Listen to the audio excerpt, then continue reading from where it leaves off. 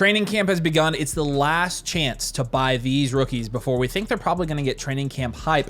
But also, there's just good reasons to buy some of these guys analytically. I mean, I can make a really good case. I think this is the last chance to get Tet McMillan before Tet McMillan is a top 2-round pick in Dynasty Fantasy Football. And obviously, it could go both ways. Rookie wide receivers, sometimes they take a while to develop. And it's just as likely that he goes down and he's in the 5th round next year as it is he goes in the 2nd.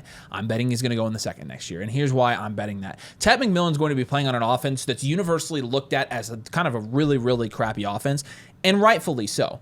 But it should be noted that Dave Canales did come in, and while it was very, very rough at the beginning of the year last year, Bryce Young in particular actually played pretty well from like weeks 14 on. Honestly, like kind of week 12 on after the bye. And you see that reflected in his fantasy production as well. Week 12 through 18, it was 17, 24, 14, 14, 29, 18, and 39 points. But you saw at the end of the year, while he had 1 touchdown in weeks 12 through 15, he had 2, 2, and 3 at the end of the year. And some of those guys started producing, right? Adam Thielen only played a little bit last year. But when he was on the field from that same stretch, weeks 12 through 18, 8, 23, 19, 10, 15, 28, and 9 points. Adam Thielen, 34-year-old Adam Thielen, who runs like he only has one leg, had you do the math on the average there and put it in the video for me. I can add it up for you. I mean, it had to have been around 15 points per game in weeks 12 through 18 in the Carolina Panthers offense. We saw Jalen Coker come back some of those weeks. In week 15, played with Adam Thielen, had 21 points. In the last week against Atlanta, had 18 points. He was somewhat productive. Xavier Legette, while he wasn't scoring like high fantasy output games, he did have 9, 9, 5, 2, 7, and 6 points in weeks 12 through 18. My point is, we look at Tet McMillan. He is the clear alpha wide receiver in Carolina. Who are the two wide receivers that Tet McMillan was getting the most comps to during the draft process? Mike Evans. And? I honestly Drake London. Oh, yeah. Yes. Yeah, but the Mike Evans was what I was going for. I shouldn't have probably pressed him the last one, but you'll never guess who Dave Canales coached in Tampa Bay. You'll never guess. Michael Evans. And can we get Mike Evans? Let's see, what did Mike Evans do that year? This was 2 years ago, right? When he was the wide receiver 7, right? Yeah. And had 136 targets, which was, the most he had since 2018, right? And also had 1,200 yards, right? And 13 touchdowns, right? And are we going out there and projecting that as a rookie, Tet McMillan is going to get the same target volume in production that Mike Evans got as a 10-year veteran in 2023? No, we're not. The point of this is to tell you that this is going to be your last chance to get Tet McMillan at a discount before you have to pay a premium for him. And the reason being, you're going to start getting the Mike Evans comps right out of Dave Canales' mouth in training camp, right? You're going to start getting I look at Tet McMillan on the field and who do I want to get the ball to 9 times out of 10? I want to get it to Tet McMillan every single time, right? Because we see this time and time again every single year. We mentioned this in a strategy video last week where, you saw this with Canales just last year with Deontay Johnson and even Xavier Legette in the pre-draft process. He talks up his receivers because he's going to talk up his freaking team. And now, of all times, this is going to be the most, where it's most merited for you to actually believe in the hype of a guy like Tet, who is drafted in the top 10 picks of the NFL draft. It will be too late to go buy Tet McMillan if you wait until after training camp starts. What's the worst case scenario with his value? What if he comes out and he does Marvin Harrison Jr. numbers this year and 700-something yards? He probably maintains because of his traits. So, Marv dang near maintained. He went from the he lost a round of value to the 210. But so that was a different case because Marv was already going way too high. Tet's going where Marv should have been going last year. But my point is, worst case scenario, he probably drops around. Yes. So it makes him an extremely safe investment as well. You saw where Rome dropped. It is pretty low risk and it is very high reward. If Tet hits at a very high level, then this is the cheapest he'll ever be. Period. So I think Tet is don't overthink this one. This one's easy. I think that Tet McMillan is somebody you should trade for in Dynasty right now. Emeka's an interesting one because I kind of want to go back and forth with you on this because I could see it going multiple ways. One way that I could go, or one way I could go at seeing, is that Igbuka is one of those no news, fly under the radar wide receivers all of training camp, and then comes in the season, has a couple of big games, and then he shoots up boards because he's producing while Godwin and Evans are in that offense. Mm-hmm. I think that's very possible. Another thing that you could see happening is, Emeka Igbuka was a first-round freaking wide receiver, and he's getting a ton of training camp hype because, no crap, he was drafted in the first round. If I were to put my money on it, Gosh, if I were to put my money on it, I wouldn't put money on it at all because I think it's essentially a 50-50 shot. So worst case scenario, you go invest in Emeka Egbuka right now, and he's probably not going to like lose a ton of value per se. There's a chance that he does gain, and I think a lot of it could be dependent on what Godwin's status is heading into training camp, honestly.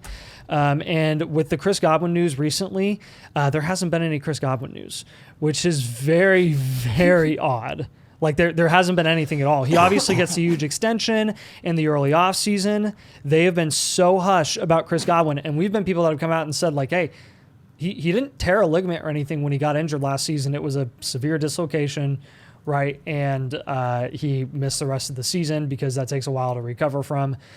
But like still since then, we haven't heard. It has been all quiet on the Western Front with Chris Godwin. So you go into training camp and you're like, dang, what's Godwin going to look like? Is he going to play? Is he going to get this time? There is a chance that Chris Godwin is at least limited during camp and they don't really want him to do that much. And Egbuka is the next man up, and Egbuka is playing the two in that offense. Egbuka is getting first team snaps. The second Egbuka gets first team snaps, people are going to lose their freaking mind. They're going to lose their absolute crap because Emeka Egbuka is getting first team snaps with Baker Mayfield throwing him the ball. I'm just telling you right now, guys, Jalen McMillan's a non-factor. Kill me for it. Sue me. Like I don't care. Jalen McMillan is not going to come close to matching what he did last season. Emeka Egbuka is so much of a better talent, and he will take over that spot that McMillan was playing last year. When, by the way, McMillan only got those opportunities when Evans was down and Godwin was down. So like there wasn't much to really talk about at that point anyways. So I will say like this is an either or thing in my eyes with Egbuka, but I don't think you can go wrong. I don't think you can really lose value investing in him right now, which is why on our team blueprints that we've been doing for a ton of people, especially reloads and rebuilds, you cannot go wrong going and investing in Emeka Egbuka right now because he's just such a safe asset regardless of what he does production-wise. He's like the only first-round wide receiver this year that doesn't have high-end production tied to his value. Right. It is baked into his price that he's probably not going to produce, which is super good for his value maintaining, which means that he's going to gain value next offseason when Evans is out. Yeah, I think it's a good buy now because it could be as cheap as he ever is. All right, we're going to do this. Oh, no. We're going to do some disclaimers. No. We will not be... We do not like our team at the moment. We do not like the management. We don't like the quarterback situation. We want to tank, and we want to draft Arch Manning. We are not high on the offense this year. We are not high on the quarterback situation this year. We have not talked about this guy on purpose, but we would be doing you a disservice if we did not talk about him now. Yeah. I'm going to read you this about Tyler Warren from Stephen Holder, who covers the Colts for ESPN and I think The Athletic. The long story short, the beat writers have been quite optimistic about Tyler Warren in Indianapolis. But here's what he said. It's practically impossible to watch an Indianapolis practice and not notice how often Warren touched the football. Any doubts about him having a notable role were erased in the first week of OTAs, where he could be seen running drag routes, matching up with linebackers in the middle of the field. The Colts had a league low 39 receptions for the tight ends last season, but expect that to improve. Daniel Jones said he's had a great spring. He made a lot of plays for us. You can see his feel, his instincts, his strength, his ability to go up and catch the ball. Pause. Who was mentioned there? Daniel Jones, the starting quarterback of the NFL. Absolute best case scenario, what you're going to want ultimately for Tyler Warren to be a successful fantasy asset and get more training camp hype. Anthony Richardson is already dealing with shoulder issues before he even touches a football. Somebody looked at his shoulder. Somebody was like, he was like, ow. Take me out. Take me out of the game. Take me out. He's essentially already tapped out before training camp even started. Daniel Jones, effectively in our minds, in our professional opinion, is going to be the starting quarterback for the Colts more often than not this season, and I think it will probably be week 1. You could not ask for a terrible quarterback situation. You could not ask for a more optimistic outlook for Tyler Warren, with Daniel Jones being the one that's throwing the football there. Because Daniel Jones, everybody knows at this point Daniel Jones' shortcomings, and he is very good at throwing the ball 5 yards downfield to guys who have reliable hands and are reliable receiving options. Tyler Warren's going to be Which is good for downs, too, by the way. It is good for downs. But, I mean, the thing with Warren, again, is in tight end premium leagues especially, right now he's going like in the... I didn't mean for that to sound like I said especially, because I know that's not the correct pronunciation of the word. So I just want to make sure that people realize it sounded like I said it, but I said especially. I just wanted to make sure, because that would have been embarrassing. Mm-hmm. Like espresso? Yes. Oh my gosh. That's the one thing that like really gets under my nerves because I guarantee that pisses you I off. think more people, when I hear them say espresso, say the other thing more often than not. You won't like even say, when I hear the word spoken. Okay. So I said it right. Don't rewind. I think that, especially in tight end premium leagues, you have to look at Tyler Warren, and if he does actually get the volume that people are talking about this year, even in a bad offense, which by the way, tight ends can perform in a bad offense, then he's probably going to go up in value, honestly. I mean, it's worth talking about. Those I'm top end personally tight not end like, tiers would just expand. I would rather buy the wide receivers than Tyler Warren, but Tyler Warren right now is getting. I mean, he's in a situation where he can get every easy target. So I think I'd rather invest in Warren than Ibuka if you had to do one or the other because they're pretty close in value right now. Yeah, I'm about the same place with either of them. So let's talk about 3 cheaper running backs now. Yeah, so Woody Marks is a curious case. His landing spot was pretty interesting until I guess people believe that Nick Chubb is just going to come in and be the Nick Chubb of 2019. And in my eyes, guys, let's be honest. Nick Chubb last year, let's be real. He comes in 2024 after he misses the first 6 weeks because he was on the puppy list from his brutal injury in 2023. 10 points, 5 points, 4 points, 5 points, 19 points with 2 touchdowns against Pittsburgh in week 12, 12 points, 4 points, 2 points. He had 61 and 66% snap share in weeks 8 and 12, never eclipsed that any other time. He never eclipsed 40% snap share in any other week. And you're like, oh, well, he didn't get the carries and the opportunities. 11, 16, 15, 11, 29, 11, and 9 carries in those games. Wildly inefficient, wildly inconsistent. He was touchdown or nothing. Nick Chubb is done, guys. Nick Chubb, the days of Nick Chubb being an impact fantasy player, an impact dynasty player are done. It is truly just noise that Nick Chubb was signed by the Houston Texans. Woody Marks and his path to getting opportunity in that offense really has not changed. It hasn't changed, guys. He was a 4th-round pick in the rookie draft this year in the NFL draft. And again, going back to Nick Chubb and what he signed on with Houston to do this season, it was low end replacement level running back money. He's guaranteed $1.5 million. It's a 1-year, $2.5 million contract. So you're thinking, okay, like J.K. Dobbins level money, and again, there's no one else there. I mean, if anyone's out of the picture, it's Dameon Pierce for Nick Chubb coming in there because Dameon Pierce is nothing. But Woody Marks' skill set is also very interesting, very unique in that he could actually be the guy that plays complement to Joe Mixon schematically, where Chubb is actually going to be like the direct backup to Mixon skill set wise, and Marks is just kind of going to get his own in that offense in theory because he's the one that showcased significant receiving upside and capability at USC in college. If you remember, people were all about him. A lot of the a lot of Twitter peeps were out there tooting Woody Marks' horn all off season, expecting him to be a big riser because of his skill set. Obviously, has some limitations and not as explosive as a runner as we would have liked. Hence the 3rd or day 3 draft capital. But with Marks, I don't think you can look over the fact that we do like receiving skill set running backs getting opportunities in offenses who are day 3 running backs because they are the ones that, again, they have a unique skill set compared to the bell cow. They have a Jaylen Warren to Najee Harris type of ceiling, right? So Woody Marks, I would honestly bet on Woody Marks being the Jaylen Warren to Najee Harris. Or even, I mean, think of another receiving back that complements a bell cow in the league right now. I'm blanking on some other guys. I'm not helping you. You can do it. Okay, but Woody Marks is, I think, going to be that complements to Joe Mixon more than Chubb is going to be. Chubb and Mixon and that trade-off just doesn't seem natural in my eyes. I think they just kind of looked at Mixon and were like, hey, you missed a significant amount of time last year. We can't really afford to not have a guy with that skill set this season.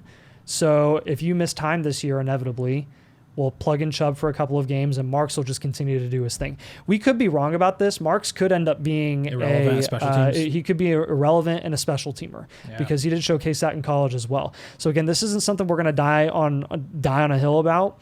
But don't be shocked when you get into training camp with a 4th-round running back and you're like, oh, of course he's making news and noise, and of course he's shot up boards now because now he's getting first team snaps in training camp, because that's what happens in training camp and not real games and competition, is you give opportunities to guys who aren't going to be the starting backs. I can easily see this being a positive case for Marks. All right, let's talk about another rookie running back here, and we're going to have a couple of these guys on here. Jarquez Hunter. I saw a video, and this is proof that we're not all perfect, and some of us have flaws, and some of us take things way too far. But did you see the video of Jarquez Hunter getting drafted? Yes, I did. Yeah. It at least makes you think a little bit. Like, it verifies this. They really, really like him. Even if he doesn't get used. Yeah. Say what you want to say. I also go back to the videos of Deuce Vaughn getting drafted by Dallas. That was different. His dad was on the coaching staff. That's completely different. That's why that was the big deal. It's because his dad made the call. No, I saw that before we talked about it in the strategy video, and like Kyren is still gonna do Kyren stuff. Yeah, I'm not saying Jarquez is Kyren Williams, but I'm saying this. Number one, they really like Jarquez Hunter, and they really liked Corum too. But after what I saw their reaction about Jarquez Hunter and drafting him, I actually think they don't think that highly of Corum anymore. Not to mention they gave him a little bit of run last year, and they didn't leave him on the field at all. Corum, in my eyes, isn't even in the discussion. I don't think so either. I think Jarquez is certified RB2. Okay, so that in my opinion is enough reason to be trading for him right now, because when you're looking at, he is being valued next to Pat Bryant, Rachaad White, Cade Otton, Tyler Algier, Jalen Coker, Shedeur Sanders, Elijah Arroyo, Romeo Doubs, Wan'Dale Robinson, and Jonathan Brooks. And honestly, I think a lot of committee running backs you would take over those guys anyways if you're guaranteed to be the two. Trevor Etienne's another good example. Trevor Etienne, I would take over all those guys. But Hunter's in a situation. I'm talking at Nathan. I need to talk to you. Hunter, you don't have to tell me. I'm aware of all this. Hunter is in a situation where historically, when you're looking at the last 5 years, the running back 2 there, or the handcuff back, has gone on to do some pretty decent things. Sean McVay's pretty unpredictable with his running backs, and only when we've gotten to Kyren have we really seen, like, since Gurley. It was Gurley and then a bunch of guys. I mean, you'll remember Cam Akers, right? You remember Cam Akers, and you remember Darrell Henderson and all those guys. Like, we couldn't figure it out. And then Kyren comes in, and I do think they're trying to get Kyren some relief. I don't think although I think he's willing to completely run a guy into retirement, because we've seen it. I don't think that they are opposed to having somebody else to put in there. I think they tried to. Kyren would be better with less opportunities, or not less opportunities, less time on the field constantly, even when he's not getting touches. Exactly. Because they tried that with Corum last year and it didn't work. Corum sucked. Yeah. Like, he actually sucked. Hunter's going to get a similar opportunity to what Corum got last year. If Hunter makes more of that opportunity than Corum did, then Hunter's probably going to see the field more. I mean, like, he probably will. Again, Kyren's the guy. Kyren's going to score fantasy points. Hunter's probably not going to be flexible this year. Like, that's what we're looking at. But from a value standpoint, you have to understand two things. Number one, he's going to get the opportunity to be on the field with Kyren and be in a committee back. First team snaps. You're going to have all that too, and he's one injury away. And Kyren's not a guy who has been free of injury throughout his entire career. That's why Jarquez was one of our favorite third-round picks in Dynasty and rookie drafts this early offseason. I mean, he's a guy that was essentially guaranteed to go up in value. And admittedly, like, as much as we talked about him in the strategy video last week, that was kind of talking in future tense, and that, like, yeah, he's been getting hype. He's going to shoot up boards even more during training camp when he starts to get these opportunities and people start seeing videos of him and people start hearing Sean McVay talk about him like he did about Corum last year. It doesn't even matter what Jarquez ends up doing during the season, guys. He will climb up boards more during training camp than he has all offseason. So Jarquez Hunter would even get a significant value bump, in my opinion, if the news comes out, the already inevitable news that Jarquez Hunter clear RB2 over Blake Corum in Rams camp. I think that would get him a value bump. So, which to me, I'm surprised that people. But you look. Maybe I'm stupid. You look at like, some of the reporting though. People think Corum is ahead of him on the depth chart. That he's listed ahead of him. Well, you and I know how that goes. I know, dude. With the listing depth charts. I know. If that is what's holding people back from Jarquez Hunter not shooting up boards already, I think it is. Then I think it's an easy buy. That's all the more reason for you to go get him before he does go up, because he will. If his price right now is assuming that Blake Corum is second, then he's guaranteed just going to jump up. Yeah, that's where I'm at. That's why I think he's just a good market play, honestly. Yeah. All right, last guy here. Last chance on this one. Jaden Blue. We've been talking about Jaden Blue a lot this offseason. We talked about him a lot when he was drafted by Dallas during the NFL draft. In April and May, we were saying, hey, go get him before he gets all this news. Very, very similar to Jarquez Hunter, guys. But even better because there's no Kyron Williams at the RB1. While Jarquez Hunter's ceiling outcome this year without a Kyron Williams injury is really going to be RB2, Jaden Blue's ceiling outcome this year is running back 1, lead running back for the Dallas freaking Cowboys. Depth chart right now is Javonte Williams, and number 2 is not Miles Sanders, it's Jaden Blue. And I think a lot of people, though, I'm reading like a Dallas Cowboys Sports Illustrated article right now. A lot of people are projecting, building into Jaden Blue's value, that Miles Sanders actually is the 2 there. Which, if I'm thinking over the last 4 years, outside of, Miles Sanders, Javante's rookie year and Miles Sanders' year, he was a running back with the Panthers. I can't really think of 2 more disappointing guys, Miles Sanders and Javonte Williams. I mean, we've seen what we need to out of both of those guys, in my opinion. The wild card, the unknown, a lot of times ends up being the best investment in the situation. Are we willing to bet that Javonte Williams is going to have a breakout career year, or are we more willing to bet that Jaden Blue, an unknown wild card, somebody they drafted, somebody with a good skill set and who's versatile? Here's the thing. I'd bet more on the value. I don't care about the actual production during the season. I care about the fact that people get excited about the new fresh legs in an offense for a guy that you've never seen him. And by the way, he's a speedster. A lot of people are going to talk about how fast he is. They're going to say, oh, Jaden Blue looks so fast in training camp. Oh, he's going to do a lot more in the receiving game like he showcased at Texas. He's a Texas guy. Guys, this is a guy who came from Texas, the Texas Longhorns, and went to the Dallas Cowboys.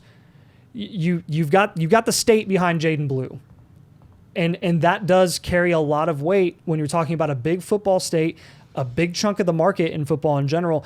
Everybody's going to have eyes on Jaden Blue and what he's going to be able to do in that offense.